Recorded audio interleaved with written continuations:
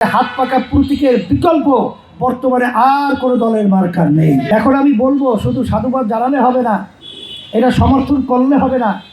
এখানের মাঠ যদি ফাঁকা থাকে তাহলে তো যারা নাকি ক্ষমতা প্রেমিক রয়েছে এরা তো মাঠ দখল করে নেবে।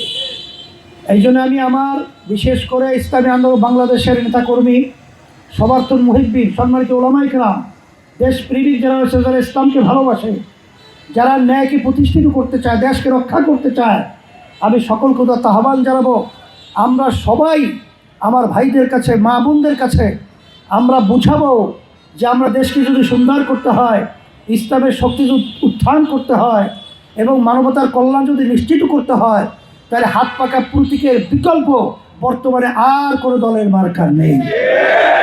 আমরা 54 বছর দেশ স্বাধীন হওয়ার পরে যাদের মাধ্যমে দেশ পরিচালিত হয়েছিল তাদের দেশ পরিচালনা আমরা দেখেছি।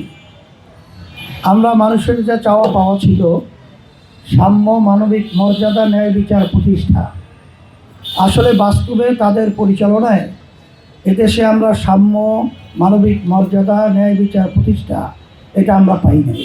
বিদেশ থেকে দেশে রেমিটেন্সের টাকা আসে নিরাপদে, তাই আজই আপনার আপনজনকে বলে রাখুন রেমিটেন্সের টাকা যেন শুধু নগদেই পাঠায়।